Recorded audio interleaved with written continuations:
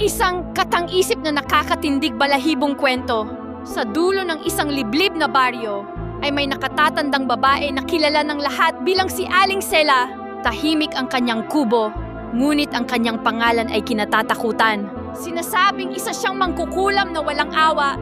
Kapag may nakaalitan siya, ilang araw lamang ang lilipas, ay bigla na lamang magkakasakit ang taong iyon. May ilan na nagsasabing tila may gumagapang na mga insekto sa kanilang balat at katawan.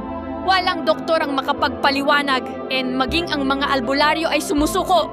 Dahil sa takot, walang nangahas na kalabanin si Aling Sela. Ang tanging liwanag ng kanyang buhay ay ang kanyang nag-iisang apo na si Mira. Bata pa lamang si Mira nang mawalan siya ng mga magulang, kaya ang kanyang lola ang nagpalaki sa kanya. Ngunit habang lumalaki si Mira, lalo niyang nararamdaman ang bigat ng buhay na dala ng pangalan ng kanyang lola. Sa paaralan, wala siyang kaibigan. Ayan na ang apo ng mangkukulam. Huwag kayong lumapit! Baka kulamin tayo! Araw-araw siyang umiyak. Araw-araw siyang umuuwi na sugatan ng damdamin. Isang gabi, hindi na niya kinaya. Lola! Sigaw niya habang pumapasok sa kubo. Kulamin mo sila! Gusto ko silang magdusa. Gamitin mo ang pinakamalakas mong kulam. Iyong wala nang manggagamot ang makakapagpagaling. Tahimik na tumingin si Aling Sela sa kanyang apo. Sigurado ka ba, apo? Kapag ginawa ko yon, wala nang balikan. Opo. Kung ganoon, kumuha ka ng personal na gamit ng taong gusto mong kulamin.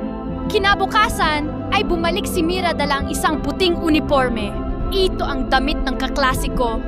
Hindi na nagtanong si Aling Sela.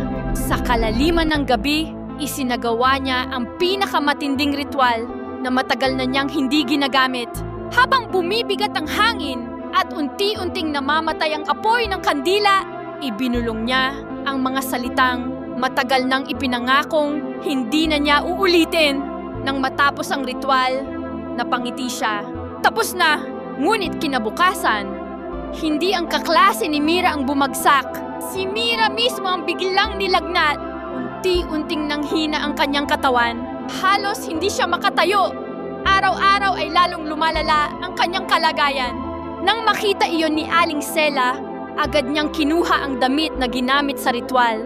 Nanlaki ang kanyang mga mata. May nakaburdang pangalan, Mira. Hindi iyon damit ng kaklase. Damit iyon ng kanyang apo. Napaupo siya sa sahig habang nanginginig ang buong katawan. Apo! Bakit? Bakit sarili mong damit ang ibinigay mo? Napaluha si Mira.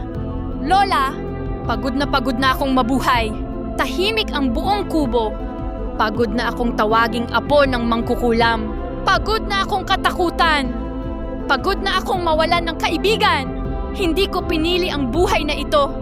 Humagulgol si Aling Sela habang pilit hinahawakan ang kamay ng kanyang apo. Hindi! Mababawi ko ito. Ngunit umiling si Mira. Huli na, Lola! Ikaw mismo ang nagsabi, ang kulam na iyon ay wala nang makapagpapagaling. Humigpit ang yakap ng matanda. Huwag mo akong iwan. Ngunit ngumiti lamang si Mira sa gitna ng kanyang paghihirap. May isa pa akong dahilan. Napatingin ang matanda sa kanya. Gusto kong maramdaman mo ang sakit na naramdaman ng lahat ng mga nawalan ng mahal sa buhay dahil sa mga isinumpa mo. Tahimik na tumulo ang luha ni Aling Sela.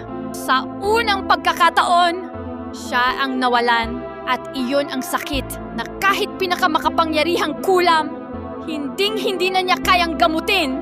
Wakas, ang kwentong ito ay katang-isip lamang at nagsisilbing aral tungkol sa puot, paghihiganti at ang mabigat na kapalit ng pananakit sa kapwa.